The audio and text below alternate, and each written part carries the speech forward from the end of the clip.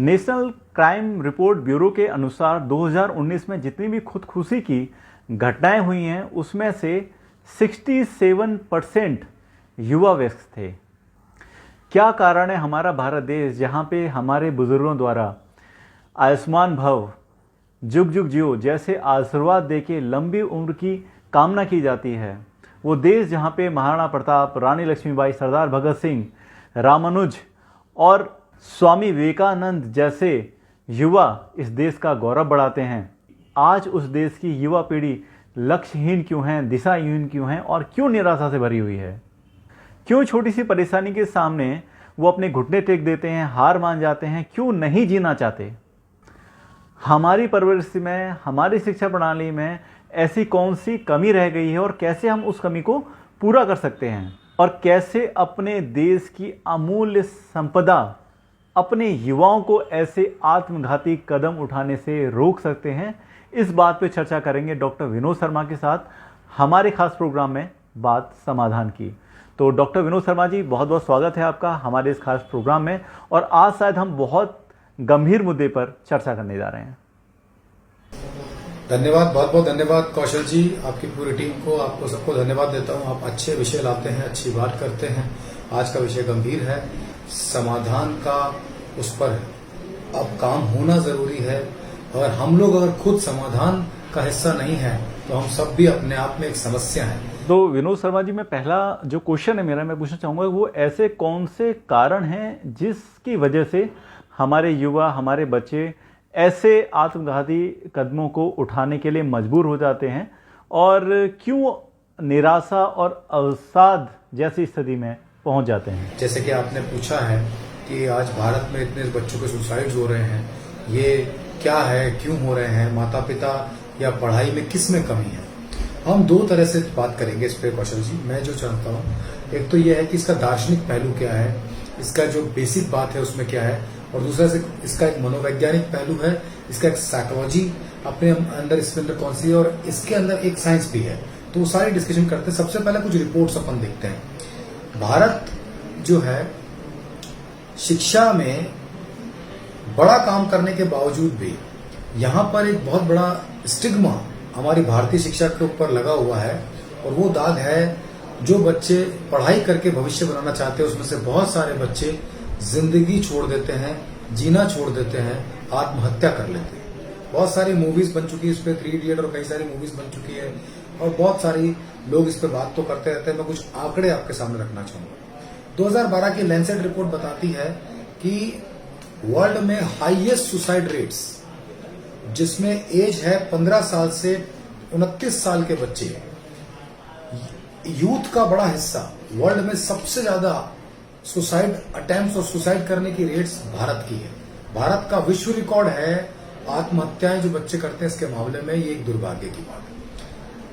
हंसराज अहीर एक member of parliament रहे हैं और होम अफेयर्स में मिनिस्टर ऑफ स्टेट भी रहे हैं।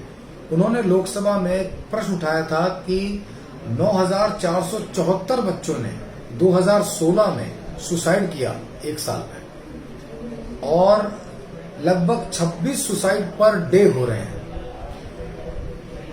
2014 में करीब 8,500 बच्चों ने सुसाइड किया, 2015 में लगभग 8,000 बच्चों ने, 2016 में 9,500 बच्चों ने, 2007 से 16 के बीच में 75,000 स्टूडेंट्स ने, और अभी तक करीब 1 लाख से ज्यादा स्टूडेंट्स ने सुसाइड कर लिया है। यूएन की रिपोर्ट एक आई है जो कहती है, according to UN report, world happiness index के अंदर इंडिया 133 पोजीशन पर है 156 कंट्रीज में से। 156 कंट्री में से 133वीं पोजीशन हमारी हैप्पीनेस को लेकर के, इतना नीचे चल रहे हैं हम।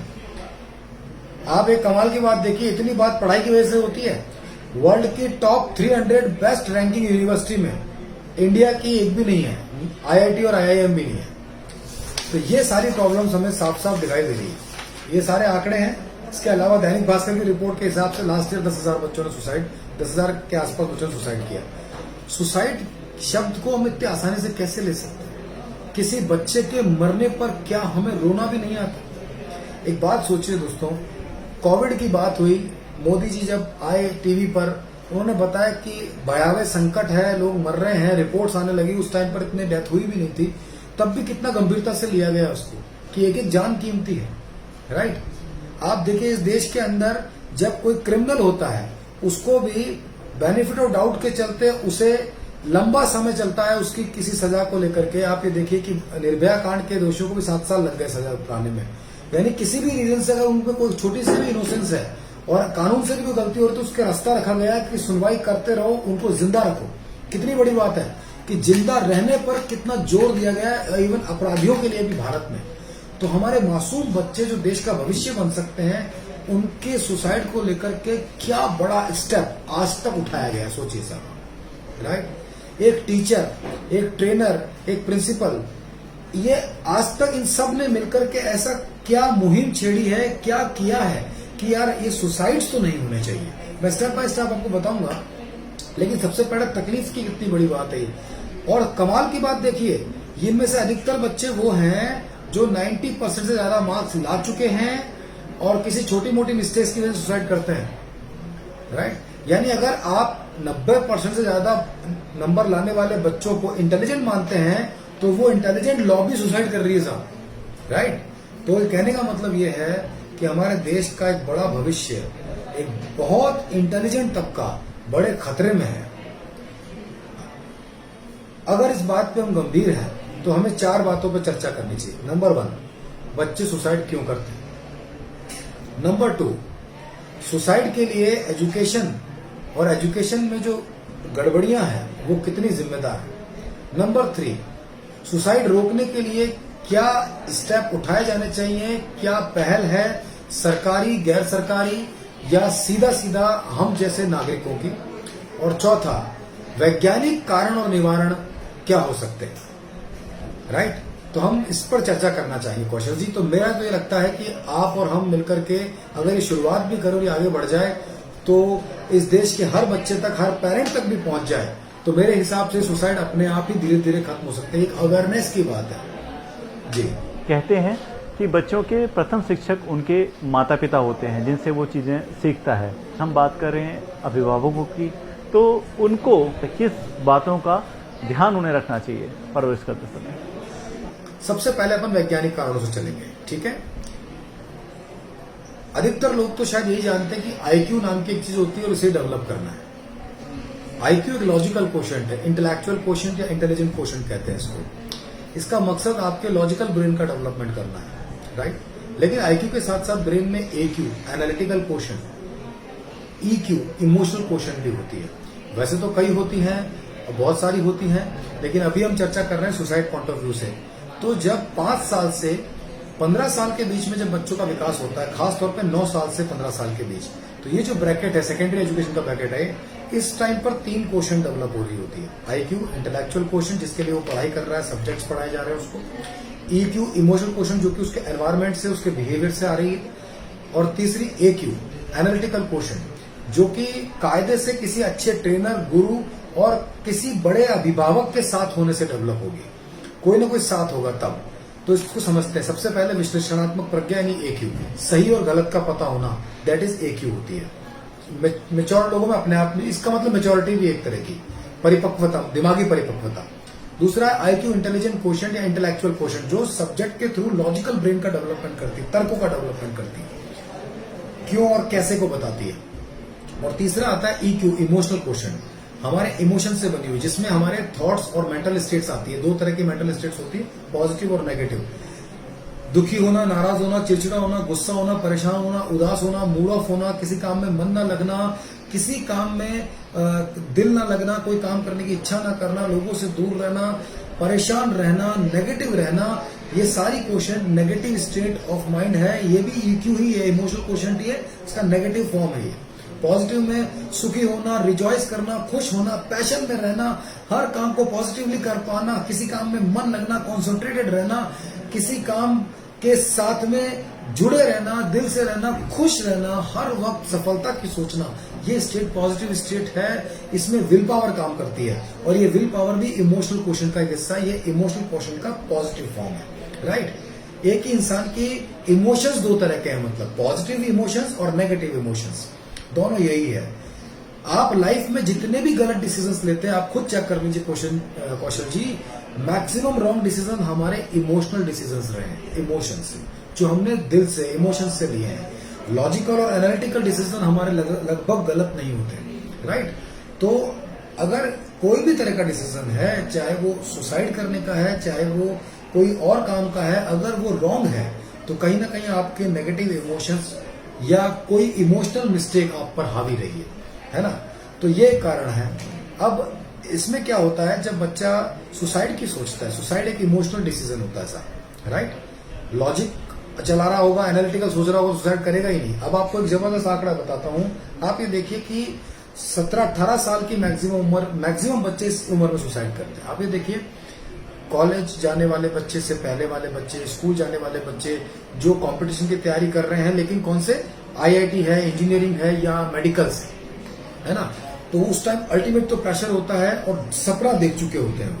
सपना इमोशनल अटैचमेंट है हमारा अपने अगले फ्यूचर के साथ। अगर आप कोई सपना देख लेते हैं कि मैं ये बनूंगा, तो आपका इमोशनल अटैचमेंट आ जाता है। उसे और एनफोर्स करने के लिए पेरेंट की तरफ से और इंस्टीट्यूशन की तरफ से दबाव आ जाता है। इंस्टीट्यूट कहता है हजारों बच्चों में तुम्हें आगे आना है, तुम आ सकते हो, तो उसको बिलीफ होता है, अच्छा ऐसा हो सकता है। पेरेंट कहते हैं हमने इतना पैसा लगाया है, हमारा तू ही मेरी उम्मीद है, तुझे वहां भेज रहे हैं, तो वो इमोशनली पेरेंट से भी अटैच्ड है, तो उसको भी कैरी करता है और ये इमोशन बहुत स्ट्रांग हो जाता है, राइट। और उसे पहले ये लगता है मैं ऐसा कर सकता हूँ, और रोज अपनी तैयारी के साथ वो रोज एक स्ट्रगल फील करता है कि मैं कर रहा हूँ, नहीं कर रहा हूँ, होगा नहीं होगा। आपको एक आंकड़ा और बताता हूँ, थोड़ी देर टाइम पहले मैंने एक न्यूज पढ़ी थी, बड़ा विचलित करने वाली थी। मध्य प्रदेश की न्यूज थी, भोपाल की। वहां पर कोई बच्चे ने सुसाइड कर लिया और एग्जाम रिजल्ट को इवेल्युएट किया गया, रीइवेल्युएट किया, तो सरप्राइजिंग फैक्टर था कि सुसाइड के बाद उसका जब एग्जाम रिजल्ट दोबारा रीइवेल्युएट हुआ तो उसके रिजल्ट में वो टॉपर था। ये मिस्टेक कैलकुलेशन में हुई थी, इवेल्युएशन में हुई थी, कॉपियां जांचने में हुई थी, उस बच्चे की नहीं थी। लेकिन कमाल की बात देखिए, उस बच्चे ने एक बार भी ये नहीं सोचा कि यार मैं एग्जाम सही करके आया हूं, ऐसा हो कह सकता है। यानी इमोशनल नेगेटिविटी इतनी हावी हो जाती है कि एनालिटिकल और लॉजिकल ब्रेन काम करना ही बंद कर देता है, राइट। तो ये सारी स्थितियां यहाँ पर हमें दिखाई देती है। तो पहला कारण मैं देखता हूँ, फॉर्मूला बताता हूँ। इस वक्त बच्चों का AQ is inversely related to EQ। EQ से उल्टा हो गया है AQ, एनालिटिकल क्वेश्चन। अब मैं बताता हूँ, एक आंकड़ा और देता हूँ। आप ये देखिए, स्कूल गोइंग स्टूडेंट सबसे ज्यादा सुसाइड करता है। कभी आपने सुना पटवारी की परीक्षा लोग देने गए और एग्जाम में पास नहीं हुए तो हजारों बच्चों ने सुसाइड कर लिया। कभी आपने सुना IAS की परीक्षा में पास ना होने पर इतने लोगों ने सुसाइड कर लिया। कभी आपने सुना इंस्पेक्टर की परीक्षा में, जो लोग कंपटीशन का सरकारी नौकरी का एग्जाम दे रहे हैं, उनमें से अधिकतर लोग सुसाइड नहीं करते हैं। 99 मैंने सुना ही नहीं कभी। बच्चे आते हैं, ट्रेनों में बैठ के आते हैं, छतों में बैठ के आते हैं, अलग अलग जगह से आते हैं, एग्जाम देके चले जाते हैं, वो क्लियर नहीं हो, दोबारा अगले एग्जाम की तैयारी करने लग जाते हैं, क्योंकि उनका तब तक दिमाग परिपक्व हो चुका होता है। Mind requires a creativity, a maturity also. यानी इस वक्त जिन बच्चों पर तनाव है, उनका दिमाग अभी मेच्योर्ड नहीं हुआ है ना। बिना मेच्योरिटी के इतना तनाव देने लायक व्यवस्था अगर कोई है, तो अपने आप में इस व्यवस्था को अपने ऊपर काम करना पड़ेगा खुद के पहले, क्योंकि उसको सोचना पड़ेगा। वरना देखिए, कंपटीशन की तैयारी करने वाले बच्चे ऐसा नहीं करते, सरकारी नौकरी वाले। और ये बच्चे जो IIT के लिए प्रिपरेशन कर रहे हैं, मेडिकल्स के लिए कर रहे हैं, इंजीनियरिंग के लिए कर रहे हैं, या उसमें से कोई और तरह की प्रिपरेशन कर रहे हैं, वो बच्चे जो स्कूली एजुकेशन का हिस्सा है और बड़ा सपना देख चुके हैं, वो बहुत ज्यादा सुसाइड करते हैं, ये आंकड़ा कहता है। मैं दूसरी एक स्टेट और बताता हूँ आपको, जो कि मेरा ऑब्जर्वेटरी पहलू है। 1960 से लेकर 1980 तक कोई रजिस्टर्ड सुसाइड इसी तरह एजुकेशन के रीजन से कहीं दिखाई नहीं दिए, राइट। 1980 से लेकर 2000 के बीच में सुसाइड के आंकड़े नजर आने लगे, और 2000 से लेकर 2020 के बीच में सर्वाधिक हो गए। क्या रहा होगा इन सारे, ये क्या डेवलपमेंट्स है, बस बताता हूँ आपको। तब तक सबसे पहले तो गवर्नमेंट स्कूल ज्यादा थे, प्राइवेट स्कूल्स कम थे, और प्राइवेट स्कूल जो भी आए वो भी एक सिलेबस कैरी कर रहे थे। स्कूलों तक बच्चों के अंदर सुसाइड नहीं नजर आया, लेकिन जब से कोचिंग सेंटर्स आने लगे, खास तौर पर भविष्य बनाने वाले कोचिंग सेंटर, जैसे कि मेडिकल इंजीनियरिंग वाले, कोटा सबसे ज्यादा सुसाइड क्यों होते हैं देख लिया, अब रिलेवेंस दिख रहा होगा आपको, वहां यही वाले कोचिंग सेंटर सबसे ज्यादा है। 1980 के बाद में इस तरह के कोचिंग सेंटर बहुत ज्यादा आने लगे, और जब इस तरह के कोचिंग सेंटर बहुत आने लगे तो बच्चे वहां जाने लगे, उनको सपने दिखाए जाने लगे, सपनों के साथ साथ प्रेशर किया जाने लगा। उस भीड़ में जो सारे ही बच्चे प्रेशर में हैं, तो उस प्रेशर को नॉर्मलाइज कर दिया गया कि ये तो होगा ही। और ऐसा करने के बाद में पेरेंट को यकीन दिला दिया गया कि आपका बच्चा यहाँ से डॉक्टर इंजीनियर बन के निकलेगा, बच्चे को यकीन दिला जाएगा कि तू बन ही जाएगा हमारी पढ़ाई करके। और इतना कॉम्पिटिशन और पैसे के साथ साथ बच्चे के दिमाग में एक इमोशनल इमेज तैयार हो गई कि वो ये कर लेगा, और ये नहीं कर पाए तो वो कुछ भी नहीं कर सकता अपनी लाइफ में। तो इसका रिलेशन कहीं ना कहीं इस इंडस्ट्री के साथ में नजर आता है। अब दार्शनिक पहलू ये है इसका कि पेरेंट्स या टीचर्स ने कभी किसी टीचर या पेरेंट ने इस पर कोई बड़ी मुहिम नहीं चलाई, ना इस पर कोई बात की आज तक कि बच्चे सुसाइड क्यों कर रहे हैं और क्या करना चाहिए। वैज्ञानिक कारण तो सिर्फ एक है कि जब बच्चा डेवलप हो रहा है तो 3 क्वेश्चन डेवलप होती है, IQ, EQ और AQ। लेकिन हमारी व्यवस्था में सिर्फ EQ का डेवलपमेंट होता है और IQ का, AQ एनालिटिकल क्वेश्चन का डेवलपमेंट नहीं किया जाता। इसलिए बच्चे कभी डिसीजन नहीं ले पाते कि यार सुसाइड क्यों कर रहा हूं मैं, कोई धरती का अंत थोड़ी आ गया, कोई बात नहीं मैं कुछ और काम कर लूंगा, एग्जाम क्लियर नहीं हुआ तो कोई बात नहीं मैं दोबारा अटेम्प्ट कर लूंगा, मैं एक बार चेक करवाता हूँ, हो सकता है मेरी कॉपी जांचने वाले से मिस्टेक हुई हो, जैसे उस भोपाल के बच्चे के साथ हुई है कि नहीं। तो कहने का मतलब है ये सोचता ही नहीं है, वो बच्चा इतना सोचता ही नहीं है। इसका एक करोड़ एग्जाम्पल दूंगा, थोड़ा अलग तरह का एग्जाम्पल है, ध्यान से देखिए। सोचिए एक प्रेमी जब प्रेमिका के अवसाद में सुसाइड करता है, हमने सुनते रहते हैं हम कई बार, है ना। तो वो क्या है कि जब उसको यकीन हो जाता है कि मैं इसके बिना रह नहीं सकता और ये अब मुझे मिल नहीं सकती, तो जीवन क्या है, मृत्यु। जब कोई इंसान बिजनेस के प्रेशर में आके सुसाइड करता है, तब वो उसको यकीन हो जाता है कि मेरी बिजनेस करना ही मजबूरी थी और बिजनेस का घाटे से मैं कभी उबर नहीं सकता, तो वो सुसाइड करता है। ये मैच्योर्ड लोगों के किया जाने वाला सुसाइड है जब इनकी इमोशनल क्वेश्चन बहुत हावी होती है। तो सोचिए छोटे बच्चे जिनका इमोशनल क्वेश्चन अभी वैसे ही हावी है, क्योंकि इसका नेचुरल डेवलपमेंट होता है। बच्चों के सपने बहुत होते हैं अजीब, आप और हम कभी ना कभी बच्चे रहे। सोचिए हम कॉलेज से पहले स्कूलों में कैसी बातें किया करते थे, अक्सर इमोशनल बातें करते थे, छोटी छोटी बातों पे दूसरे दोस्तों से लड़ाइयां होती थी, छोटी छोटी बातों पे दोस्तों के लिए मर मिटने को तैयार होते थे। जिंदगी इमोशंस के साथ ही निकली उस जमाने की। उन इमोशंस के साथ एनालिटिकल क्वेश्चन के ना होने की वजह से वो नेगेटिव इमोशंस बच्चे के सुसाइड का बड़ा कारण बन जाते हैं। एनालिटिकल क्वेश्चन क्या होती है, एनालिटिकल क्वेश्चन का मतलब है सही और गलत का समय पर पता होना, ये AQ होती है। हमारा स्टडी सिलेबस और अच्छा गुरु उसे डेवलप कर सकता है। स्कूल के टीचर का, पेरेंट का, अभिभावक का, किसी गुरु का यही काम होना चाहिए, जो शुरू से उस बच्चे को बताता हुआ चलेगा, तो बच्चा कभी ऐसा नेगेटिव डिसीजन जिंदगी में नहीं लेगा। लेकिन अभी जो पेरेंट टाइम दे रहे हैं वो सिर्फ गुस्सा करने का ही दे रहे हैं, उसे प्यार करने का, उसको समझने का, उससे बातें करने का, उसकी तकलीफ जानने का, उसको मोटिवेट करने का कोई टाइम नहीं दे रहे। यही कारण है कि उस बच्चे पर जो पेरेंट जितनी देर के लिए पहुंच रहा है सिर्फ एक प्रेशर के तौर पर ही पहुंच रहा है, और यही कारण है कि उस बच्चे की उस तरह का विकास नहीं हो रहा है। एक सवाल आपसे, कोई काम हम प्रेशर में करेंगे तो अच्छा होगा या पैशन में करेंगे तो अच्छा होगा? कॉमन सेंस की बात है कि जब हम पैशन में करेंगे तो अच्छा होगा, लेकिन पढ़ाई जैसा जिम्मेदारी वाला काम, जरूरी काम, भविष्य बनाने वाला काम अधिकतर बच्चे प्रेशर में कर रहे हैं। सोचिए क्या उससे कोई भविष्य बन सकता है? एक सवाल मेरे जहन में है। बहुत समय पहले मैंने एक फिल्म देखी थी, उस फिल्म का नाम था छिछोरे, और जिसमें ये संदेश दिया गया था कि सुसाइड नहीं करना चाहिए। और देख के बड़ी हैरानी होती है कि आज उस फिल्म का नायक जो सुशांत जी थे, जो फिल्म के अंदर ये संदेश दे रहे हैं कि सुसाइड नहीं करनी चाहिए, और वो पर्सन, वो नायक अपनी रियल लाइफ में सुसाइड कर लेता है। इसका क्या कारण है? बहुत अच्छी बात है आपने जो बात करी, मुद्दा किया। देखिए फिल्मी दुनिया एक अलग दुनिया और वास्तविक दुनिया एक अलग दुनिया है।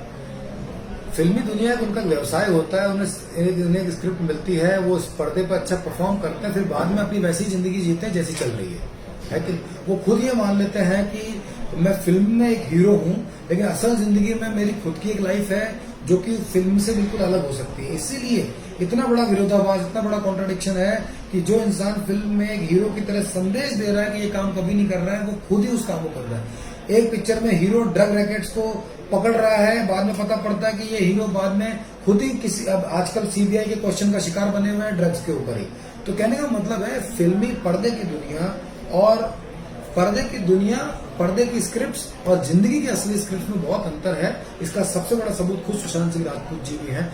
मैं तो ये देख पाता हूं कि इसमें दो ही बात हुई है। देखो, अपराध आत्महत्या भी है और अपराध हत्या भी है, लेकिन आत्महत्या अपने आप में एक बहुत बड़ी विकट मानसिक स्थिति है। आपको मैं एक शब्द बताता हूं, उससे आप समझ जाएंगे। डिप्रेशन है, बच्चों को डिप्रेशन का शिकार है सुशांत सिंह राजपूत। हर कोई डिप्रेशन का मतलब क्या होता है मैं बताता हूं आपको। Depression is the opposite of expression, है कि नहीं? इंसानी जिंदगी में एक इंसान दूसरे इंसान से जुड़ना चाहता है। इंसानी जिंदगी में एक इंसान दूसरे इंसान के साथ रहना चाहता है। हर इंसान बढ़िया से बड़े से बड़ा कोई भी इंसान उठा के देख लीजिए, अकेला नहीं रहता साथ, कोई ना कोई उसके साथ में चाहिए, है कि नहीं। इंसान को इंसान चाहिए, लड़ने के लिए भी इंसान चाहिए। हम पेड़ पौधे पत्ते कुत्ते बिल्ली से नहीं लड़ते, हम किसी इंसान से ही लड़ते हैं। हमारे इमोशन से ही है वो भी, है कि नहीं। किसी भी तरह की दुश्मनी एक इमोशन है, राइट। लॉजिकली तो दुश्मनी हो ही नहीं सकती, इमोशन से है, राइट। तो मेरे कहने का मतलब ये है, जब आप अवसाद का शिकार होंगे तो ये उल्टा हो जाएगा, डिप्रेस। एक्सप्रेस का उल्टा होता है। एक्सप्रेस का मतलब we want to connect with the world, हम जुड़ना चाहते हैं दूसरे लोगों से, उनसे बातें करना चाहते हैं। डिप्रेस का मतलब we do not want to connect with anyone, हम किसी से बात नहीं करना चाहते, हम अकेले रहना चाहते हैं। एक इंसान अकेले कमरे में नशा कर रहा है, शराब पी रहा है, अकेले लेटा हुआ, किसी से बात नहीं करना चाहता, कोप भवन में रहना चाहता है, अंधेरे कमरे में बैठ रहा था, ये सब डिप्रेशन या अवसाद कहलाता है। यानी अब हम किसी से बात नहीं करना चाहते, हमारे पास थॉट्स नहीं है, हमें पता नहीं है, हम इरिटेशन में है, हम किसी से क्या बात, हम खुश रह नहीं सकते, ना रख सकते हैं किसी को, हमें अजीब से डर पैदा हो जाता है। ये डिप्रेशन, अपने साथ अकेले में नेगेटिव रहने की एक स्टेट, ये डिप्रेशन है। ये किसी को भी हो सकती है, बड़े से बड़े कलाकार को हो सकती है, बड़े से बड़े इंसान को हो सकती है, स्टूडेंट्स के साथ अक्सर होती है, और स्टूडेंट्स के साथ होना अच्छी बात नहीं है, राइट।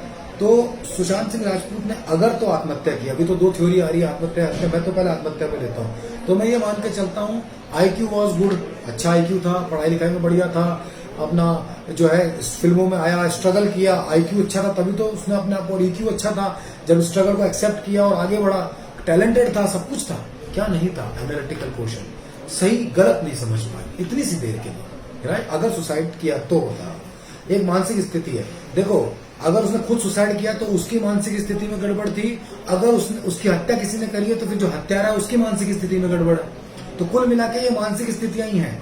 हत्या भी अपने आप में एक नेगेटिव रिजल्ट ऑफ इमोशंस हो सकता है, या कोई नेगेटिव इंपैक्ट, एक नेगेटिव एक्टिविटी है हत्या भी। तो हत्या करने वाला भी एक नेगेटिव इमोशन का शिकार है, हत्या करने वाला भी नेगेटिव काम कर रहा है, हत्या करने वाले के पास भी EQ नहीं है, सही गलत पता नहीं है, तभी तो गलत कर रहा है, राइट। तो इसे चाहे हत्या कह दो चाहे आत्महत्या, निकलेगा तो विश्लेषणात्मक प्रज्ञा से ही। EQ का अभाव है। पूरे हिंदुस्तान में जितनी मैक्सिमम समस्याएं हैं वो सारी बुद्धिमत्ता ना होना, समझदारी ना, EQ मतलब समझदारी, समझ होना, EQ का ना होना है। आप बताइए, आज तक अपने एजुकेशन सिस्टम में जितने भी आज तक एजुकेशन जुड़े हुए लोग हैं, जितने भी लोग समझदारी की बात करते हैं, उनमें से किसी ने भी कभी साइकोलॉजिकली इस तरह के पहलू पर ध्यान दिया है क्या? इस पर कोई ट्रेनिंग हुई है? कहीं कुछ हुआ है? सिखाने वाले लोग खुद अवसाद का शिकार है। इंडिया में बड़ी बुरी हालत चल रही है। लोग अगर एंटी डिप्रेसेंट पिल्स लेते हैं, अगर दवाइयां लेते हैं इस चीज की, सो नींद नहीं आती उसके लिए गोलियां खा रहे हैं, तो ये सब वो स्थिति बताती है कि उनके दिमाग में कोशेंट्स का कॉन्फ्लिक्ट है। इसको कहते हैं साइकोलॉजिकल लैंग्वेज में कोशेंट कॉन्फ्लिक्ट, यानी जहां एक कोशेंट दूसरी कोशेंट से कॉन्फ्लिक्ट कर रही है। EQ उल्टा चल रही है EQ से, और अगर इसको ठीक करना है तो कोशेंट को सिंक्रोनाइज करना होगा, और ये सब बचपन से होता है, बिलीफ बचपन से बनते हैं साहब, राइट।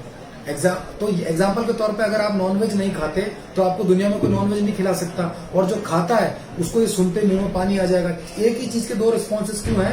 क्योंकि बिलीफ बना हुआ है, बिलीफ मैकेनिज्म, बचपन से बिलीफ बनते हैं। उसी टाइप पे EQ, emotional quotient, AQ, analytical quotient, IQ, intellectual quotient, creativity quotient, divinity quotient, social quotient, ये सब डेवलप होती है। लेकिन इनका सिंक्रोनाइजेशन करने की कोई ढंग से प्रशिक्षण व्यवस्था हमारी शिक्षा व्यवस्था में नजर नहीं आती। इस वजह से ये बच्चे अपने आप ही सीखते हैं। एनवायरमेंट फिर दोषी बनता है। जैसा एनवायरमेंट चारों तरफ होगा, अभी डिप्रेशन एनवायरमेंट है, डिप्रेशन होगा तो बच्चों को डिप्रेशन ज्यादा हो रहा है। एनवायरमेंट अच्छा करना अपने बस में नहीं है, पूरी दुनिया को ठीक नहीं कर सकते, लेकिन आने वाली पीढ़ी का भविष्य अच्छा कर सकते हैं एजुकेशन में इस तरह की चीजों को शुरू से ध्यान रखते हुए, ताकि इंसान कुछ भी करेगा लेकिन सुसाइड नहीं करेगा। एग्जाम्पल और देता हूँ, अमिताभ बच्चन साहब एक जमाने में डिप्रेशन का शिकार हो गए थे। अमिताभ बच्चन जी ने खुद कहा है कि मेरा सब घर बार बिकने वाला था, सब कुछ गिरवी पड़ा था, मैं दिवालिया हो गया था, परेशान हो गया था, सब कुछ हो गया था। आहा जिंदगी में उनका पहली बार आहा जिंदगी जब छपी थी भास्कर की, उसका पहला चैप्टर ही उनके ऊपर आया था, मैंने पढ़ा था। फिर बाबूजी की कविताएं याद की, मैंने बाबूजी को याद किया, मुझे लगा मैं ऐसा कैसे कर सकता हूँ, मैं ऐसी कैसी मूवी कर सकता हूँ, और मैंने फिर से खुद को उठाया, फिर से कोशिश करने वाली हार नहीं होती ये सोचा, फिर से अग्निपथ किया, और मतलब वही बेसिक्स है। अपनी नेगेटिव EQ को पहले पॉजिटिव EQ में बदला और फिर कोशिश की, फिर एनालिटिकल सोचना शुरू किया कि मैं हीरो नहीं बन सकता हूँ, मुझे मेरे लेवल के रोल चाहिए। मोहब्बतें पिक्चर में गए, जो मिल सकता था बढ़िया कर सकते थे वो किया। कौन बना करोड़पति ज्वाइन किया। एक जमाने में कहते थे मैं कभी छोटे पर्दे पे नहीं आऊंगा, पर आए। सही गलत में उस वक्त स्थिति के हिसाब से क्या बेस्ट है वो सोच पाए, तो आज फिर से अमिताभ बच्चन खड़े हैं साहब। ये देख लीजिए, इसी इंडस्ट्री के अलग अलग एग्जाम्पल आपको देखने को मिल जाते हैं। पूरी पीढ़ी की बुरी हालत है।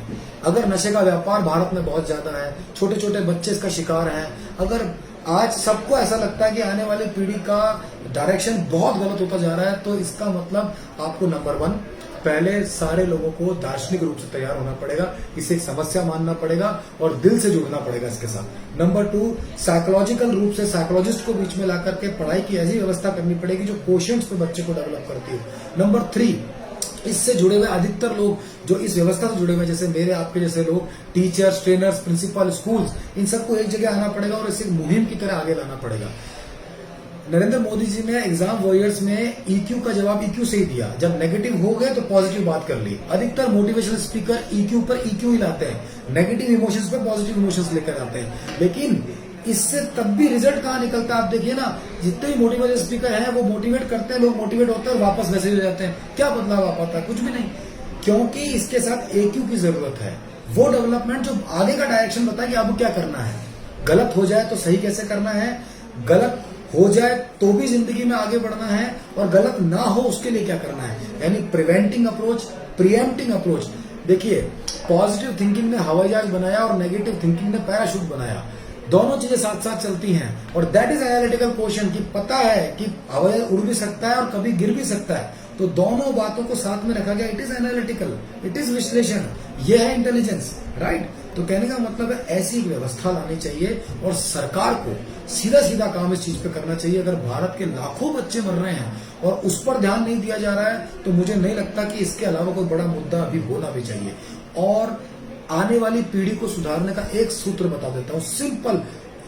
आप समस्याओं की बात करते हैं, हम भ्रष्टाचार की समस्या देख रहे हैं, हम अपराध की समस्या देख रहे हैं, हम नशे की समस्या देख रहे हैं, हम बच्चों की बेरोजगारी की समस्या देख रहे हैं, हम टूटते रिश्ते देख रहे हैं, ये सारी समस्याएं देख रहे हैं। ये सारी समस्या नहीं, ये सब समस्याओं के लक्षण हैं, कारण नहीं है। ये सब सिंबल्स हैं, ये सब प्रेजेंटेशंस हैं। रियल जड़ क्या है? रियल जड़ सिर्फ एक है, समझदारी ना होना। सिंपल बात बता देता हूं, आने वाली एजुकेशन को value based education that can create an intelligence into minds, बस ये सेंटेंस में अगर आप एक वैल्यू बेस्ड, एक मॉरली डेवलप्ड इंटेलिजेंट आदमी है, तो क्या कभी वो गलत काम कर सकता है? नहीं। क्या कभी वो उससे कोई गलती हो सकती है? गलतियां हो सकती है, लेकिन वो आगे बढ़ सकता है। क्या कभी वो असफल हो सकता है? नहीं। क्या कभी वो अवसाद में जा सकता है? नहीं। क्या कभी नेगेटिव सोच सकता है? नहीं। हर प्रॉब्लम का सोल्यूशन ढूंढ लेगा, बिकॉज ऑफ दी इस्तेमाल होगा। तो मेरे कहने का मतलब है value based education that leads to, that can create the intelligent minds, बस। ये इसके बाद ना तो कोई भ्रष्टाचारी बनेगा, ना अपराधी बनेगा, ना किसी का रिश्ता टूटेगा, ना कोई असफल होगा। सब समझदार होंगे तो सब सफल ही हो जाएंगे, ये मुझे लगता है। बहुत बहुत धन्यवाद डॉक्टर विनोद शर्मा जी आपका, आप हमारे साथ जुड़े रहे और इतनी महत्वपूर्ण जानकारी आपने इस गंभीर मुद्दे पे हमारे दर्शकों को दी। और मुझे लगता है कि जो आपने कहा कि सरकार को, अभिभावकों को और स्कूल के शिक्षकों को, साथ ही साथ जो संस्थाएं शिक्षा क्षेत्र से जुड़ी हुई हैं, उनको एक मंच पे आना पड़ेगा और उस मंच के द्वारा हमें इस गंभीर जो समस्या है इसका समाधान निकालना पड़ेगा, जो हमारे देश की जो अमूल्य संपदा है उसको हम सुरक्षित कर पाएं।